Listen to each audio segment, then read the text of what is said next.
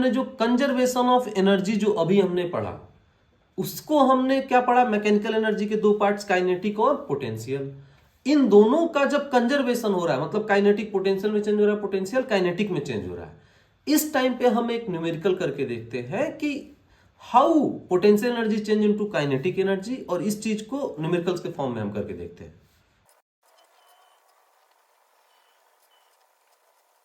इस बिल्डिंग से जिसकी हाइट h है, बिल्डिंग की हाइट भी लिख देते हैं कि बिल्डिंग की हाइट कितनी है, तो h है। हम क्या करेंगे, एक ब्लॉक को यहां से पकड़ के ड्रॉप कर देने वाले हैं। एक ब्लॉक को यहां से पकड़ के क्या करेंगे, ड्रॉप कर देंगे। अब ये जो ब्लॉक है इसका मास है m, लेट सपोज। सब कुछ अब तक हमने मान लिया है, एज्यूम किया है, या क्वेश्चन के लिए हमने ये गिवन मान लीजिए। अगर इसको क्वेश्चन मानते हैं तो इन सबको गिवन मान लीजिए, ठीक है, कि मास m है, हाइट h है। अब हमें ग्राउंड पे, मतलब ग्राउंड मतलब जहां से बिल्डिंग स्टार्ट हुआ है, इस ग्राउंड पे मुझे ये जानना है कि यहां पे इसकी क्या हालत रहेगी। क्या हालत मतलब मैकेनिकल एनर्जी जो है, यहां पे पोटेंशियल एनर्जी क्या होगा और यहां पे काइनेटिक एनर्जी क्या होगा। ठीक वही बातें हमें पॉइंट 2 पे, यहां पे एक और पॉइंट मार्क कर लेते हैं, यहां पे एक और पॉइंट मार्क कर लेते हैं, जहां पे सेकेंड पॉइंट इसको कह लेते हैं और इसको कह लेते हैं फर्स्ट पॉइंट। मतलब 3 पॉइंट्स हैं और तीनों पे हमें यह जानना है कि पोटेंशियल एनर्जी क्या होगा और काइनेटिक एनर्जी क्या होगा। बाहरी कोई भी फोर्स एक्ट नहीं कर रहा है, एयर ड्रैग को लेके नहीं चलेंगे। तो यहां पे कैलकुलेशंस को करते हैं स्टार्ट। तो सबसे पहले बात करते हैं पॉइंट फर्स्ट की। अगर फर्स्ट की बात की जाए तो यहां पर सबसे पहले लिखते हैं फर्स्ट के लिए पोटेंशियल एनर्जी और फिर लिखते हैं काइनेटिक एनर्जी। पोटेंशियल एनर्जी कोई रेफरेंस पॉइंट स्पेशली नहीं बताया, तो कहां से मेजर करना है सर, ग्राउंड से मेजर करना है। क्यों, क्योंकि स्पेशली कोई रेफरेंस पॉइंट आपने बताया ही नहीं, तो हम ग्राउंड से ही मेजर करेंगे। ग्राउंड से जो हाइट है वो कितनी है, h है। ब्लॉक का मास कितना है, m है। तो सर पोटेंशियल एनर्जी इसकी हो गई mgh। कहानी ही खत्म, कोई दिक्कत ही नहीं है सर, कहानी ही खत्म, mgh, क्योंकि हाइट h है, मास m है। इसकी काइनेटिक एनर्जी क्या होने वाली है, तो आप देखेंगे कि जब ये ब्लॉक, मतलब ये जो मास है, ये टॉप पे रखा है या पकड़ा गया है, छोड़ा नहीं गया है, तो इसका मतलब अगर उससे छोड़ दिया जाए, जस्ट छोड़ने पे, जैसे ही छोड़ा तुरंत स्पीड बढ़ना शुरू होगा। कहां से बढ़ना शुरू होगा, स्पीड जो है बढ़ना कहां से स्टार्ट होगा, तो इसका मतलब स्पीड जो है हमने मोशन में ही पढ़ लिया था कि जीरो से, जैसे ही किसी बॉल को ड्रॉप करते हैं, ड्रॉप मतलब फेंका नहीं हमने उसको बस छोड़ दिया। छोड़ते ही जो कहानी स्टार्ट हो रही है, तो यहाँ पे इनिशियल वेलोसिटी उस ब्लॉक की, वो ब्लॉक जो यहाँ पे आपने जैसे ही छोड़ा है उसकी स्पीड बढ़ना शुरू होगी। कहां से सर, जीरो से बढ़ना शुरू होती है। ये हमने पढ़ा है, ब्लॉक को जैसे ही ड्रॉप करते हैं, छोड़ते हैं, तो वहां पे जो इसकी इनिशियल वेलोसिटी रहती है वो होती है जीरो। तो सर जब वेलोसिटी ही जीरो है तो काइनेटिक एनर्जी जीरो हो जाएगा। फर्स्ट पोजीशन के लिए स्टोरी सर ये हो गई, काइनेटिक एनर्जी जीरो हो गया। क्यों काइनेटिक एनर्जी जीरो हुआ है, क्योंकि सर वेलोसिटी ही जीरो है। Clear clear. तो ये स्टोरी आपके फर्स्ट के लिए। अब बात करते हैं थर्ड की। सेकंड की बात थोड़ा लास्ट में कर लेंगे। अब बात करते हैं थर्ड पोजीशन की, कि अगर थर्ड पोजीशन की बात की जाए, क्योंकि कैलकुलेशन आपको दिखे, समझ में आए, इसलिए हम कुछ वैल्यू भी क्वेश्चन में दे रहे हैं। कि जैसे मास ले लिए, मान लो मास को ले लिए 5 kg ले लिए, कोई दिक्कत नहीं है, 5 kg 2 kg 3 kg जो मन करे बोल लीजिए। हाइट को मान लीजिए आप 10 मीटर ले लीजिए। हाइट को मीटर में लिया है, मास को केजी में लिया है। सर आपने तो सब एसआई यूनिट ले लिया, हाँ ले लिया, क्योंकि कन्वर्जन आपको नहीं करना पड़े। अगर मास केजी में नहीं है तो कन्वर्ट करके कैसे लाएंगे सर, केजी में लाएंगे। अगर हाइट मीटर में नहीं है तो क्या करेंगे, कन्वर्ट करके सर उसको लाएंगे, सर मीटर में लाएंगे। सेंटीमीटर में दिया होगा तो भी मीटर में लाएंगे, किलोमीटर में दिया होगा तो भी मीटर में ही लाएंगे, क्योंकि यही हमारी स्टैंडर्ड यूनिट है, यही हम पढ़ते हुए आए हैं। तो यहाँ पे ये दोनों हमने गिवन में असाइन किया है। अब हम बात कर रहे हैं थर्ड पॉइंट की। थर्ड पॉइंट पे क्या होगा, तो थर्ड पॉइंट पे दो चीजें आप डायरेक्ट कह सकते हैं। सर पहली बात कि फर्स्ट पॉइंट पे जो mgh है, मतलब यहां पे जो पोटेंशियल एनर्जी है, यही टोटल कन्वर्ट होके यहां पे आई है।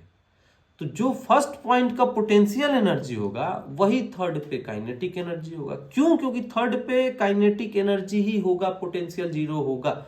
लेकिन ये सारी बात आपको अभी कंफ्यूजन लग रही है, आप कहेंगे नहीं सर ऐसे नहीं, सॉल्व करके बताओ एक एक पॉइंट करके। तो आइए हम एक एक स्टेप्स को ही डिस्कस कर लेते हैं।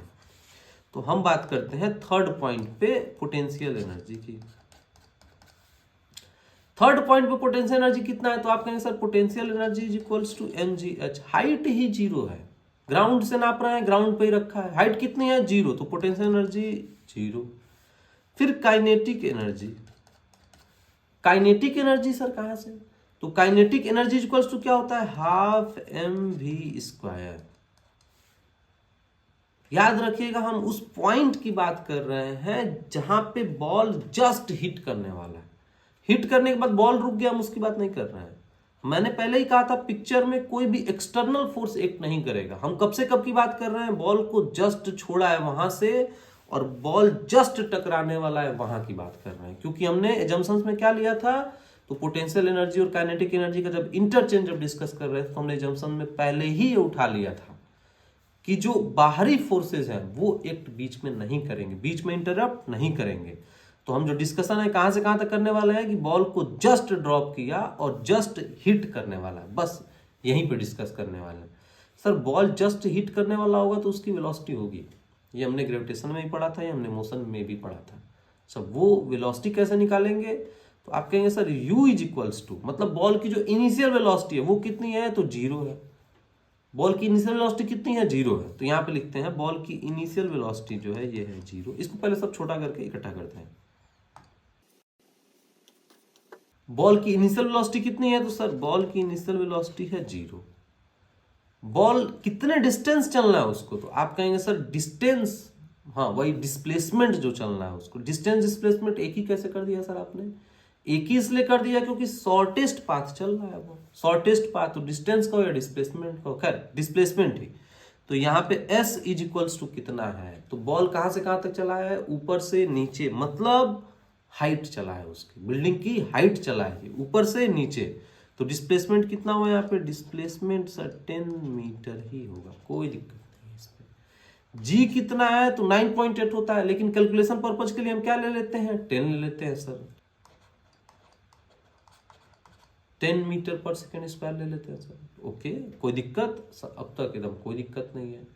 इनिशियल वेलोसिटी जीरो, डिस्प्लेसमेंट 10, जी 10, कोई दिक्कत? कोई दिक्कत नहीं है सर। अब निकालते हैं कि यहां पे फाइनल वेलोसिटी कितनी है, मतलब v is equals to question mark. आप कहेंगे सर इन सब का कॉम्बिनेशन, ये जो g है ये क्या है? तो सर एक्सीलरेशन है। g क्या होता है? मोशन में हमने इसको क्लियरली पढ़ा है। g क्या होता है? Acceleration due to gravity. ये जो u है, s है, a है, v है, इनका कॉम्बिनेशन किस फॉर्मूले में है? तो आप कहेंगे sir v square minus u square is equals to 2as। इसी फॉर्मूले में इसका कॉम्बिनेशन मिलता है। तो इसका मतलब v कितना है? तो सर निकालना है। u कितना है? तो जीरो है, u जीरो है, इसको जीरो, कोई दिक्कत नहीं है। 2 इंटू a कितना है? 10 है। s डिस्प्लेसमेंट कितना है? 10 है। तो यहाँ पे देखेंगे कि यहाँ पे आ जाएगा 200 और v स्क्वायर इक्वल्स टू 200 है, तो v इक्वल्स टू कितना होगा? √200। यहाँ क्या होगा? मीटर पर सेकेंड। वेलोसिटी क्या होता है? मीटर पर सेकेंड होता है। तो कोई दिक्कत नहीं है हमें इससे।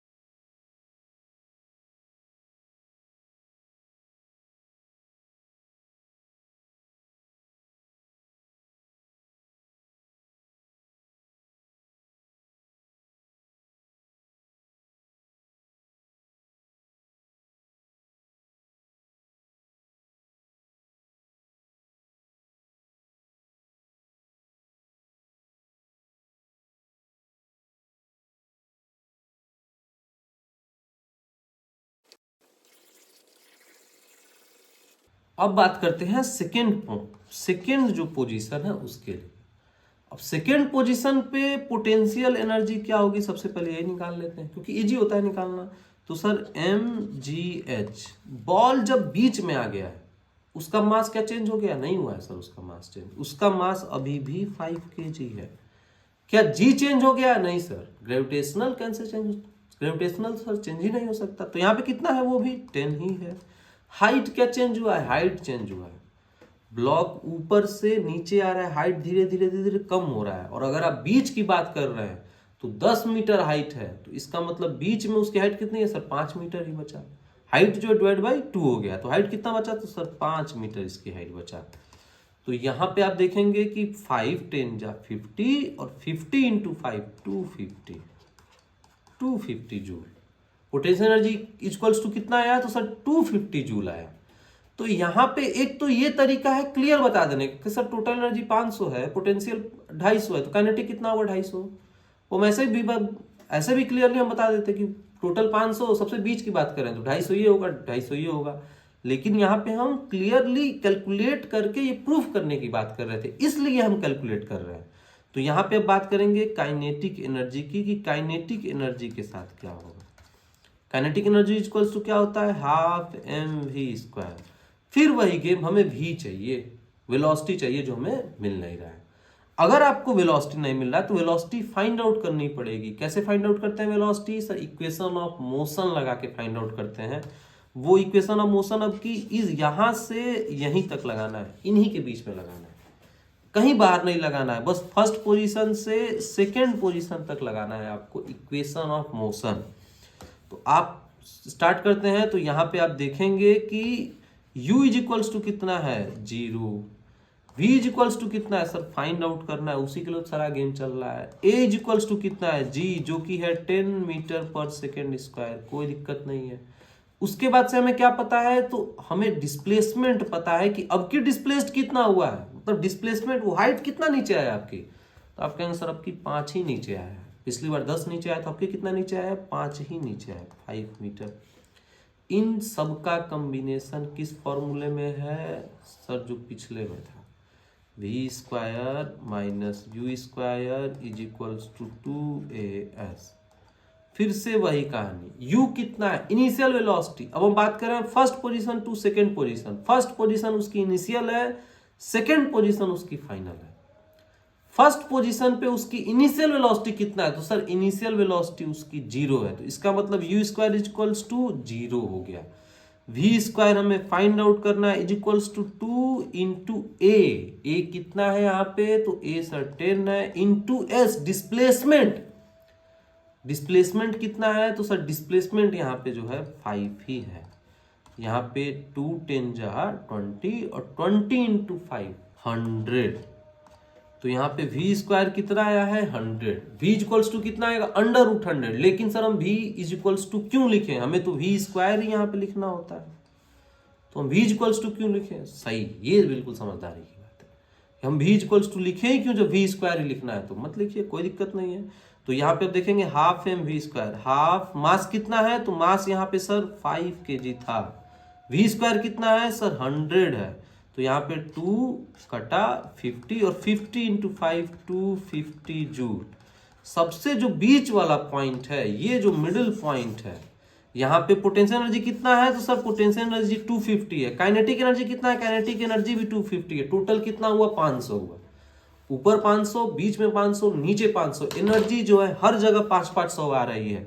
इसका मतलब कि law of conservation of energy हमने जो सीखा वो बिल्कुल ही सही एक्ट किया है। और यहाँ पे हमने देखा कि टोटल एनर्जी जो सिस्टम की है इतने बीच में कंजर्व रही है। क्लियर?